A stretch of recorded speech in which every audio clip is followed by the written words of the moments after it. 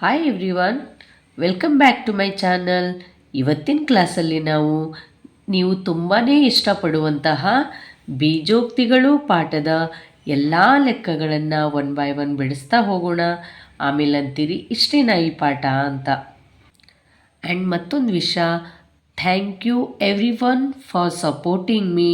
ಇದೇ ಥರ ಸಪೋರ್ಟ್ ಮಾಡಿ. ಯಾರು ಸಬ್ಸ್ಕ್ರೈಬ್ ಆಗಿಲ್ಲ ನನ್ನ ಚಾನಲನ್ನು ಸಬ್ಸ್ಕ್ರೈಬ್ ಮಾಡಿ. ಈ ರೀತಿ ಎಲ್ಲ ಪಾಠಗಳನ್ನು ವಿವರಣೆಯೊಂದಿಗೆ ನಾವು ಬಿಡಿಸ್ತಾ ಹೋಗೋಣ. So let's get started. ಅಭ್ಯಾಸ 10.1 ಮುಂದಿನ ಹೇಳಿಕೆಗಳನ್ನು ಚರಾಕ್ಷರ, ಸ್ಥಿರಾಂಕ ಮತ್ತು ಗಣಿತದ ಮೂಲಕ್ರಿಯೆಗಳನ್ನು ಬಳಸಿ ಬೀಜೋಕ್ತಿಗಳಾಗಿ ಬರೆಯಿರಿ. ಇಲ್ಲಿ ಚರಾಕ್ಷರ ಅಂದರೆ A to Z ಸ್ಮಾಲ್ ಅಕ್ಷರಗಳನ್ನು ನಾವು ಬಳಸ್ತೀವಿ. ಸ್ಥಿರಾಂಕ ಅಂದರೆ ಕಾನ್ಸ್ಟಂಟ್ ನಂಬರ್ಸ್ಗಳು. ಹಾಗೆ ಗಣಿತದ ಮೂಲಕ್ರಿಯೆಗಳು 4 ಮೂಲಕ್ರಿಯೆಗಳಾದಂತಹ addition, subtraction, multiplication and division ಇವುಗಳನ್ನು ನಾವು ಬಳಸ್ಕೊಂಡು ಅವರು ಹೇಳಿಕೆಗಳನ್ನು ಕೊಟ್ಟಿದ್ದಾರೆ. ನಾವು ಅವುಗಳನ್ನು ಬೀಜೋಕ್ತಿಗಳಾಗಿ ಬರಿತಾ ಹೋಗೋಣ. ಸೊ ಮೊದಲನೆಯದು Y ಇಂದ Z ಅನ್ನು ಕಳೆದಿದೆ. ಮಕ್ಕಳೇ ಅಂದರೆ ಈ ಹೇಳಿಕೆಯನ್ನು ಸರಿಯಾಗಿ ಓದ್ಕೊಳ್ಳಿ, ಆಮೇಲೆ ನಿಮಗೆ ಅದು ಈಸಿ ಆಗುತ್ತೆ. Y ಇಂದ Z ಅನ್ನು ಕಳೆದಿದೆ. ನೋಡಿ ಇಲ್ಲಿ Y ಇಂದ Z ಅನ್ನು ಕಳೆದಿದೆ. ಕಳೆದಿದೆ ಅಂದರೆ ನಾವಲ್ಲಿ ಮೈನಸ್ ಬಳಸ್ತೀವಿ. So Y minus Z. ಎರಡನೇದು X ಮತ್ತು Yಗಳ ಮೊತ್ತದ ಅರ್ಧದಷ್ಟು. X ಮತ್ತು Yಗಳ ಮೊತ್ತ ಅಂದರೆ ನಾವಲ್ಲಿ ಎಡಿಷನ್ ಮಾಡ್ತೀವಿ, ಕೂಡಿಸ್ತೀವಿ. X ಮತ್ತು Yಗಳ ಮೊತ್ತದ ಅಂದರೆ ಗುಣಿಸು. ಸೊ ಅವುಗಳ ಮೊತ್ತದ ಅರ್ಧದಷ್ಟು, ಅದರ ಅರ್ಧದಷ್ಟು ಇದಾಗತ್ತೆ.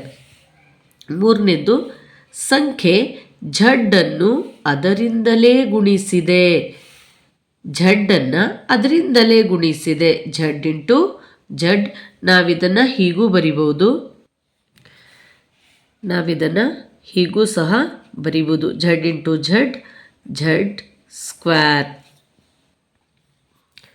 ನಾಲ್ಕನೇದು P ಮತ್ತು Q ಸಂಖ್ಯೆಗಳ ಗುಣಲಬ್ಧ. ಗುಣಲಬ್ಧ ಅಂದರೆ ಗುಣಾಕಾರ. P ಮತ್ತು Q ಸಂಖ್ಯೆಗಳ ಗುಣಲಬ್ಧದ 1/4. P ಮತ್ತು Qಗಳ ಗುಣಲಬ್ಧದ 1/4. ಐದನೇದು X ಮತ್ತು Y ಸಂಖ್ಯೆಗಳನ್ನು ವರ್ಗ ಮಾಡಿ ಕೂಡಿದೆ. ಇಲ್ಲಿ ನೋಡಿ, X ಮತ್ತು Yಗಳನ್ನು ಸಪ್ರೇಟಾಗಿ ಇಲ್ಲಿ ನೋಡಿ, ಎಕ್ಸನ್ನು ಎಕ್ಸ್ನ ವರ್ಗ, ಇದು Yನ ವರ್ಗ. ಸೊ X ಮತ್ತು Y ಸಂಖ್ಯೆಗಳನ್ನು ವರ್ಗ ಮಾಡಿ ಅಂದರೆ ಸ್ಕ್ವೇರ್ ಮಾಡಿ ಕೂಡಿದೆ. ಅವುಗಳನ್ನು ನೆಕ್ಸ್ಟ್ ಕೂಡಿಸಿದ್ರೆ ಆಯಿತು. So X square plus Y square.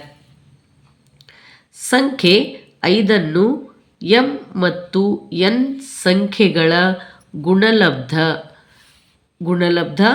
3ರಷ್ಟಕ್ಕೆ ಕೂಡಿದೆ.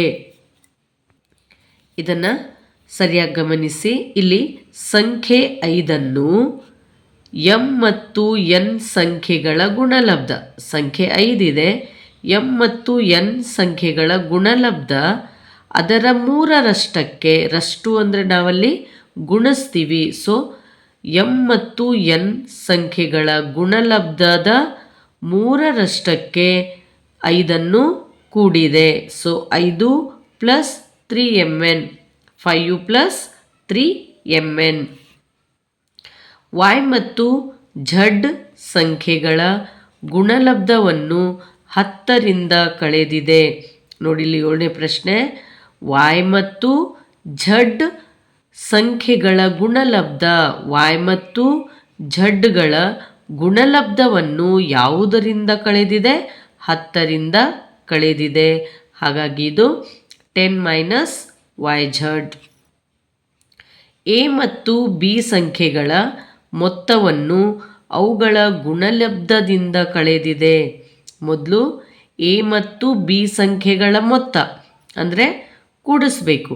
ಎ ಮತ್ತು ಬಿ ಸಂಖ್ಯೆಗಳ ಮೊತ್ತ ಎ ಪ್ಲಸ್ ಬಿ, ಇದನ್ನು ಅವುಗಳ ಗುಣಲಬ್ಧ ಯಾವುದರ ಎ ಮತ್ತು ಬಿಗಳ ಗುಣಲಬ್ಧದಿಂದ ಕಳೆದಿದೆ. ಅಂದರೆ ಇಲ್ಲಿ ಮೈನಸ್ ಮಾಡ್ತೀವಿ.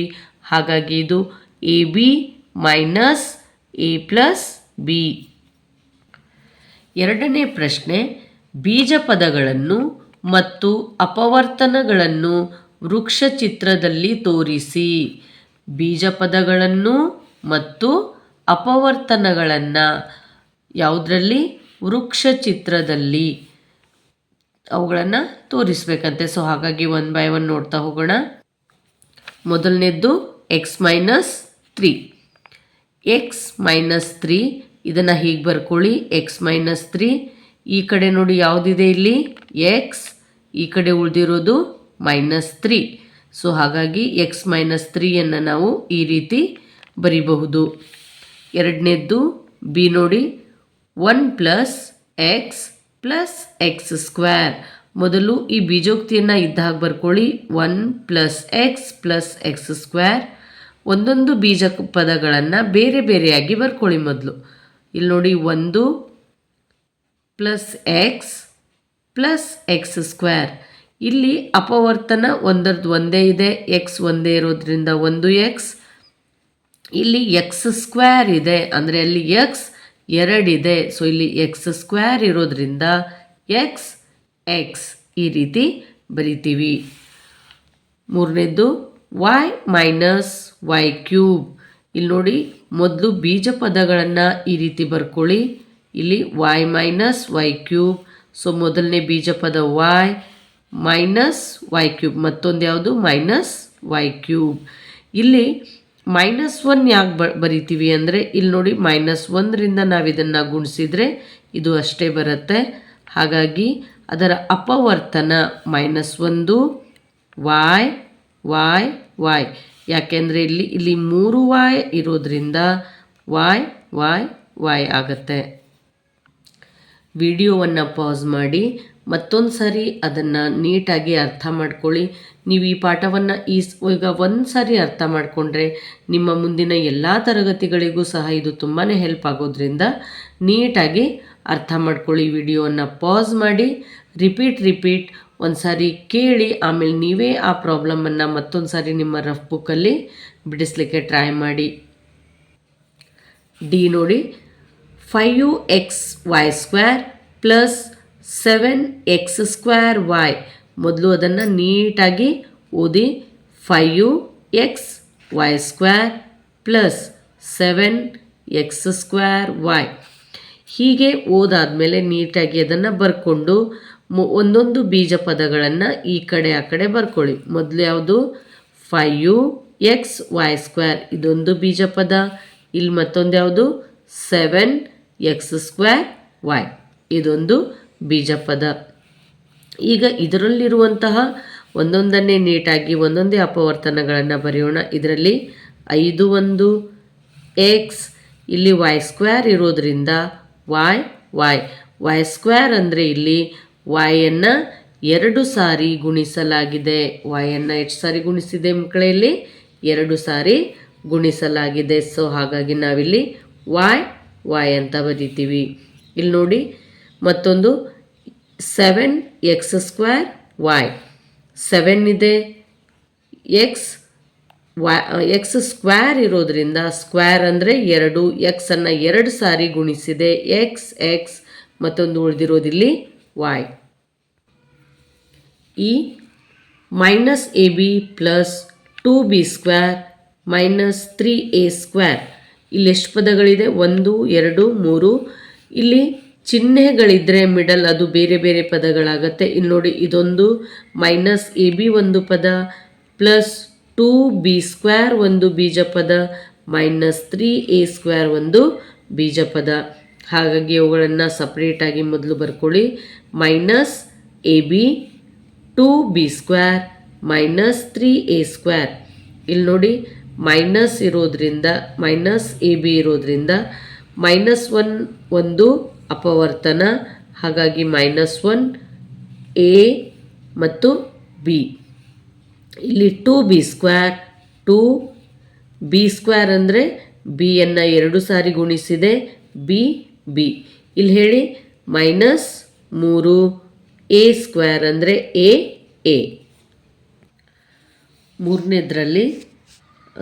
ಎರಡನೇದನ್ನು ನೋಡಿ.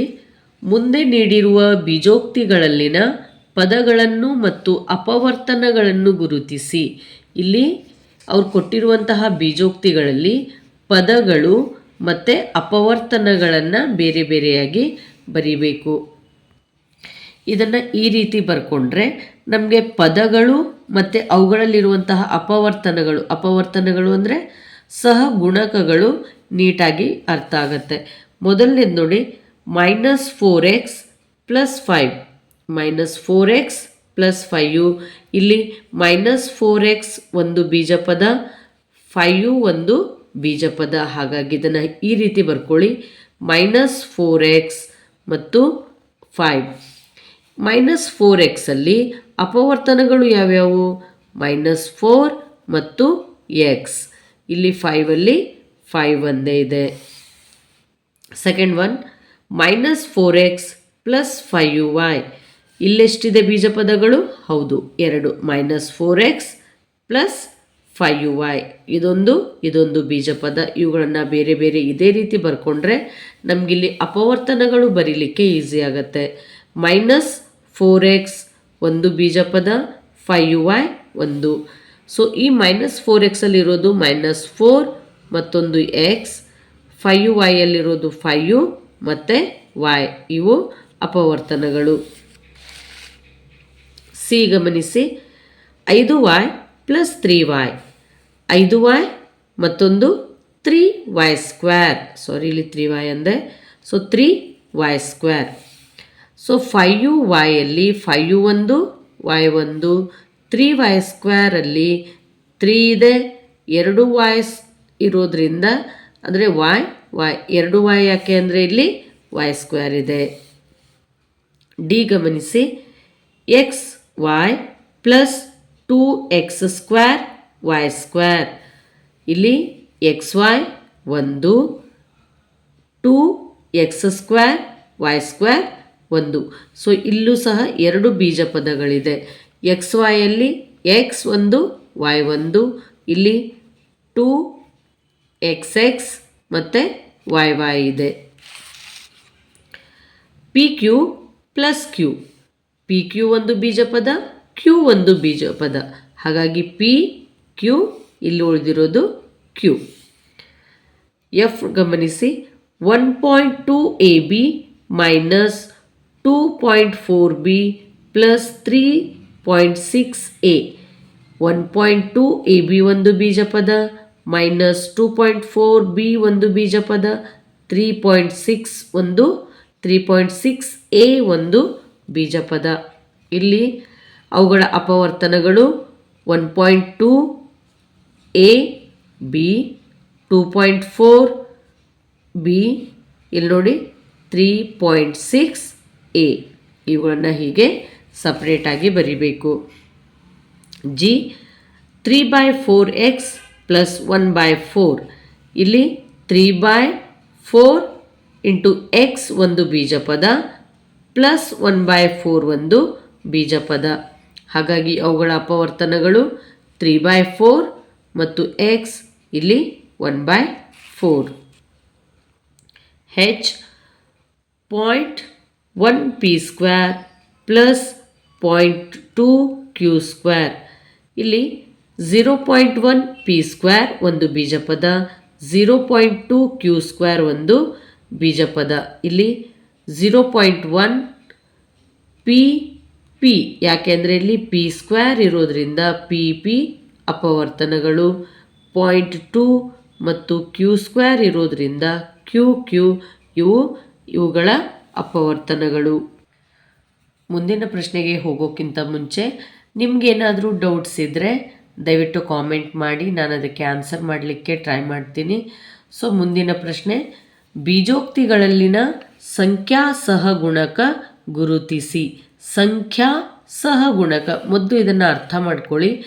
ಸಂಖ್ಯಾ ಅಂದರೆ ಸಂಖ್ಯೆ, ಸಹಗುಣಕ, ಸಹ ಅಂದರೆ ಅದರ ಜೊತೆಗೆ ಗುಣಿಸಲ್ಪಟ್ಟಿದ್ದು. ಅವರು ಕೊಟ್ಟಂತಹ ಬೀಜೋಕ್ತಿಗಳಲ್ಲಿ ಸಂಖ್ಯಾ ಸಹಗುಣಕ, ಆ ಒಂದು ಬೀಜೋಕ್ತಿ ಜೊತೆಗೆ ಗುಣಿಸಲ್ಪಟ್ಟಂತಹ ಅಥವಾ ಅದರ ಅಪವರ್ತನ ಸಹ ನಾವು ಅದಕ್ಕೆ ಹೇಳ್ತೀವಿ ಸಹಗುಣಕ ಅಥವಾ ಅಪವರ್ತನ ಅಂತ ಕೂಡ ಕರಿತೀವಿ. ಸೊ ಅವುಗಳನ್ನು ಒಂದೊಂದಾಗಿ ನೋಡ್ತಾ ಹೋಗೋಣ. ಮೊದಲನೇದ್ದು 5 - 3t². 5 - 3t². ಮೊದಲು ಇದರಲ್ಲಿ ಇರುವಂತಹ ಪದಗಳನ್ನು ಮೊದಲು ಬರ್ಕೊಳ್ಳೋಣ. ಅವರು ಇಲ್ಲಿ ಸ್ಥಿರಾಂಕವನ್ನು ಹೊರತುಪಡಿಸಿ ಅಂತ ಹೇಳಿದ್ದಾರೆ. ಸ್ಥಿರಾಂಕ ಅಂದ್ರೇನು? ಈ ರೀತಿ ನಂಬರ್ಸ್, ಬರೀ ನಂಬರ್ ಇರಬೇಕು, ಅಲ್ಲಿ ಯಾವುದೇ ಚರಾಕ್ಷರ ಈ ರೀತಿ t², p², r, b, a, l ಈ ರೀತಿ ಯಾವುದೇ ಚರಾಕ್ಷರ ಇಲ್ಲದೇನೆ ಬರೀ ನಂಬರ್ಸ್ ಇದ್ದರೆ ಅದನ್ನು ನಾವು ಸ್ಥಿರಾಂಕ, ಕಾನ್ಸ್ಟೆಂಟ್ ನಂಬರ್ ಅಂತ ಕರಿತೀವಿ. ಸೊ ಒಂದು ನಂಬರ್ ಅದು. ಸೊ ಅದನ್ನು ಹೊರತುಪಡಿಸಿ ಬೀಜೋಕ್ತಿಗಳಲ್ಲಿ ಪದಗಳ, ಬರೀ ಈ ರೀತಿಯ ಪದಗಳ ಸಂಖ್ಯಾ ಸಹಗುಣಕವನ್ನು ಮಾತ್ರ ಕೇಳಿದ್ದಾರೆ. ಅದಕ್ಕೆ 1 by 1 ನೀಟಾಗಿ ಬಿಡಿಸೋಣ. ಇಲ್ಲಿ ನೋಡಿ, ಈ 5 ಸ್ಥಿರಾಂಕ, ಹಾಗಾಗಿ ಇದನ್ನು ಬಿಟ್ಟು -3t² ಪದ, ಇದೊಂದು ಪದ. So -3t². ಇದರಲ್ಲಿ ಯಾವುದನ್ನು ಕೇಳಿದ್ದಾರೆ ಅವರು? ಸಂಖ್ಯಾ ಸಹಗುಣಕ ಕೇಳಿರೋದ್ರಿಂದ ಇಲ್ಲಿ ಯಾವ್ದು ಬರುತ್ತೆ? -3. ಎರಡನೇದ್ದು 1 + t + t² + t³. ಇಲ್ಲಿ ನೋಡಿ, ಒಂದು ಸ್ಥಿರಾಂಕ, ಬಿಟ್ಬಿಡಿ ಅದನ್ನು. ಇಲ್ಲಿರೋದು t², t³. ಈ ಟಿ ಜೊತೆಗೆ ಗುಣಿಸಲ್ಪಟ್ಟಿದ್ದು ಸಂಖ್ಯಾ ಸಹಗುಣಕ. ಇಲ್ಲಿ 1 1 1. ಮೂರನೇದ್ದು x + 2xy + 3y. ಇಲ್ಲಿ ಯಾವುದೇ ಸ್ಥಿರಾಂಕ ಇಲ್ಲ, ಹಾಗಾಗಿ x, 2xy, 3y ಈ ಮೂರೂ ಪದಗಳನ್ನು 1 by 1 ಈ ರೀತಿ ಬರ್ಕೊಳ್ಳಿ. ಈ ಎಕ್ಸ್ನ ಜೊತೆಗೆ ಗುಣಿಸಲ್ಪಟ್ಟಿದ್ದು ಇಲ್ಲಿ ಏನಿಲ್ಲ ಅಂತಂದ್ರೂ ಎಷ್ಟಿರುತ್ತೆ? 1. ಹಾಗಾಗಿ 1. 2xy ಇದರ ಜೊತೆಗೆ ಈ ಚರಾಕ್ಷರದೊಂದಿಗೆ, ಈ ಪದದೊಂದಿಗೆ ಗುಣಿಸಲ್ಪಟ್ಟಂತಹ ಸಂಖ್ಯಾ ಸಹಗುಣಕ 2. ಈ ವಾಯನೊಂದಿಗೆ ಗುಣಿಸಲ್ಪಟ್ಟಿದ್ದು 3. ನಾಲ್ಕನೇದ್ದು 100m + 1000n. ಇಲ್ಲಿ ನೋಡಿ, 100m ಇದೊಂದು ಬೀಜಪದ, 1000n ಇದೊಂದು ಬೀಜಪದ. ಸೊ ಈ ಎಮ್ನ ಜೊತೆಗೆ ಗುಣಿಸಲ್ಪಟ್ಟಿದ್ದು 100. ಸೊ ಈ ಎನ್ನ ಜೊತೆಗೆ ಗುಣಿಸಲ್ಪಟ್ಟಿದ್ದು 1000. -p² q² + 7pq. ಇಲ್ಲಿ ಮೈನಸ್, ಇಲ್ಲೂ ಸಹ ಯಾವುದೇ ಸ್ಥಿರಾಂಕ ಇಲ್ಲ. -p² q² ಒಂದು ಬೀಜಪದ, 7pq ಒಂದು ಬೀಜಪದ. ಈ p² q² ಜೊತೆಗೆ ಗುಣಿಸಲ್ಪಟ್ಟಂತಹ ಸಂಖ್ಯಾ ಸಹಗುಣಕ ಇಲ್ಲಿ ಏನೂ ಇಲ್ಲ ಅಂದರೂ ಎಷ್ಟಿರುತ್ತೆ? 1. ಸೊ ಹಾಗಾಗಿ 1. ಇಲ್ಲಿ ಮೈನಸ್ ಸೈನ್ ಇರೋದ್ರಿಂದ ಮೈನಸ್. ಇಲ್ಲಿ 7pq ಇದೆ, ಸೊ ಹಾಗಾಗಿ ಇಲ್ಲಿ 7. 1.2a + 0.8b. ಇಲ್ಲಿ 1.2a ಮತ್ತು 0.8b ಇದೊಂದು ಬೀಜಪದ, ಇದೊಂದು ಬೀಜಪದ. ಈ ಎನ ಜೊತೆಗೆ ಗುಣಿಸಲ್ಪಟ್ಟಿದ್ದು 1.2, ಈ ಬಿನ ಜೊತೆಗೆ ಗುಣಿಸಲ್ಪಟ್ಟಂತಹ ಸಂಖ್ಯಾ ಸಹಗುಣಕ 0.8. 7ನೇ ಪ್ರಶ್ನೆ ನೋಡಿ, 3.14 r². ಇಲ್ಲಿ ಯಾವುದೇ ಸಂಖ್ಯಾ ಸಹಗುಣಕ ಅಂದರೆ ಯಾವುದೇ ಸ್ಥಿರಾಂಕ ಇಲ್ಲ. 3.14 r². ಈ r² ಜೊತೆಗೆ ಗುಣಿಸಲ್ಪಟ್ಟಂತಹ ಸಂಖ್ಯೆ ಯಾವುದಿಲ್ಲಿ? 3.14. 8ನೇ ಪ್ರಶ್ನೆ, 2l 2 into L plus B. ಈ ಎರಡು ಎಲ್ ಜೊತೆಗೂ ಹಾಗೂ ಈ ಎರಡು ಬಿ ಜೊತೆಗೂ ಗುಣಿಸಲ್ಪಟ್ಟಿದೆ. ಯಾಕೆಂದರೆ ಇದನ್ನು ಇಲ್ಲಿ ನೋಡಿ 2 into L plus 2 into B ಇವೆರಡರ ಜೊತೆ ಇರುವ 2ನ ಕಾಮನ್ ತೆಗೆದಿರೋದ್ರಿಂದ ಇದು 2L ಮತ್ತು 2B ಆಗುತ್ತೆ. ಹಾಗಾಗಿ ಈ ಎಲ್ನ ಜೊತೆಗೆ ಗುಣಿಸಲ್ಪಟ್ಟಂತಹ ಸಂಖ್ಯಾಸಹಗುಣಕ 2 ಮತ್ತು ಈ ಬಿ ಜೊತೆಗೆ ಗುಣಿಸಲ್ಪಟ್ಟಂತಹ ಸಂಖ್ಯಾಸಹಗುಣಕ 2. ಇದನ್ನು ಇನ್ನೊಂದು ಸಾರಿ ಹೇಳ್ತೀನಿ ನೋಡಿ. 2L ಪ್ಲಸ್ 2B ಆಗುತ್ತೆ ಇದು. ಯಾಕೆಂದರೆ ಇಲ್ಲಿ ಬ್ರ್ಯಾಕೆಟ್ ಇರೋದ್ರಿಂದ ಈ ಎರಡು ಈ ಎಲ್ ಮತ್ತು ಬಿ ಎರಡರ ಜೊತೆಗೂ ಸಹ ಗುಣಿಸಲ್ಪಟ್ಟಿದೆ. ಹಾಗಾಗಿ ನಾವಿಲ್ಲಿ 2L 2B ಅಂತ ಬರೆದಿದ್ದೀವಿ. 0.1y plus 0.01y square. ಇಲ್ಲಿ 0.1y ಮತ್ತು 0.01y ಸ್ಕ್ವೇರ್ ಇವೆರಡು ಬೀಜ ಪದಗಳು. ಈ yನ ಜೊತೆಗೆ ಗುಣಿಸಲ್ಪಟ್ಟಂತಹ ಸಂಖ್ಯಾಸಹಗುಣಕ 0.1 ಮತ್ತು ಈ y ಸ್ಕ್ವೇರ್ನ ಜೊತೆಗೆ ಗುಣಿಸಲ್ಪಟ್ಟಂತಹ ಸಂಖ್ಯಾಸಹಗುಣಕ 0.01. ಮುಂದಿನ ಪ್ರಶ್ನೆಗಳನ್ನು ಮುಂದಿನ ವಿಡಿಯೋದಲ್ಲಿ ನೋಡ್ತಾ ಹೋಗೋಣ. ಯಾಕೆಂದರೆ ವಿಡಿಯೋ ತುಂಬ ಲೆಂತಿ ಆಗುತ್ತೆ. ಹಾಗಾಗಿ ನಿಮ್ಗೆ ಯಾವುದಾದ್ರೂ ಒಂದು ಇದರಲ್ಲಿ ಏನಾದರೂ ಒಂದು ಕಾನ್ಸೆಪ್ಟ್ ಅರ್ಥ ಆಗಿಲ್ಲ ಅಂದರೆ ವಿಡಿಯೋನ ಹಿಂದೋಗಿ ಪಾಸ್ ಮಾಡಿ ಇನ್ನೊಂದು ಸಾರಿ ಕೇಳಿ. ಏನಾದರೂ ಅರ್ಥ ಆಗಲಿಲ್ಲ ಅಂದರೆ ದಯವಿಟ್ಟು ಕಾಮೆಂಟ್ ಮಾಡಿ. ಹೀಗೆ ಸಪೋರ್ಟ್ ಮಾಡಿ ಅಂತ ಹೇಳ್ತಾ ಸಿಗೋಣ ಮುಂದಿನ ವಿಡಿಯೋದಲ್ಲಿ. ಅಲ್ಲಿ ತನಕ ಧನ್ಯವಾದಗಳು.